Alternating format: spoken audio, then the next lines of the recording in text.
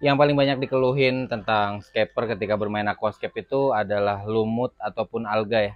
Sebenarnya penyebab alga itu ada banyak macamnya, cuman yang paling signifikan terjadi itu ketika overlight atau lampu berlebih, lampu konsisten itu bisa jadi satu penyebab kenapa alga atau lumut bisa muncul. Sebenarnya udah sering aku kasih saran di video-video aku sebelumnya, kalian bisa cek aja atau tonton semua video aku, siapa tahu bisa bermanfaat buat kalian yang lagi main aquascape lah jatuhnya. Nah, aku selalu saranin kenapa lampu itu harus konsisten.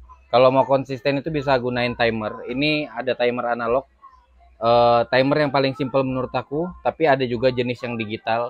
Agak lebih ribet, tapi bisa kalian atur waktunya sampai durasi per 1 menit lah hidup lampunya. Tapi kalau ini per 15 menit hitungannya satu bar dari timer analognya. Nah, fungsi dari timer sendiri itu memati dan menghidupkan lampu secara otomatis. Jadi kita nggak terlalu ribet buat ngidupin atau matiin lampu secara manual ya. Kenapa bisa terjadi alga? Biasanya kita itu kan nggak bisa konsisten setiap hari. Misalnya dari pagi hidup jam 8 terus mati jam 12 misalnya. Besok keesokan harinya kita nggak bisa menjamin lampu itu bisa hidup sesuai seperti hari sebelumnya kita menghidupkan dan mematikan lampu. Itulah kenapa sering terjadi alga, karena tanaman stres, dia nggak maksimal menyerap nutrisi, CO2 dan cahaya, akhirnya karena nggak ada keseimbangan tadi, alga muncul.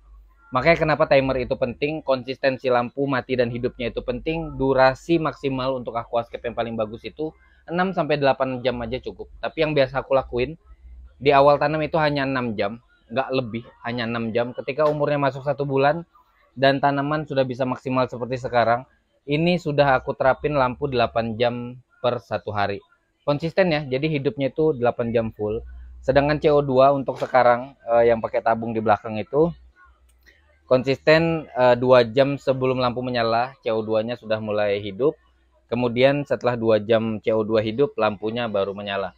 Nah, karena di sini aku pakai lampu Chihiros WRGB2 Slim, di aplikasi tersebut itu sudah ada timer sendiri ya. Jadi dia modelnya itu sunrise dan sunset. Dari mati kemudian hidupnya itu perlahan sampai terang sampai ke settingan lampu yang kita tentukan selama 1 jam. Jadi sunrise itu aku setting hanya 1 jam, sedangkan hidupnya itu full 8 jam totalnya. Udah kayak gitu aja, semoga info ini membantu kalian. Jangan lupa follow akun ini buat info-info menarik tentang aquascape lainnya. Jangan lupa di share, save, dan bagikan ke teman-teman kalian yang mungkin juga scaper lah. Oke, bye.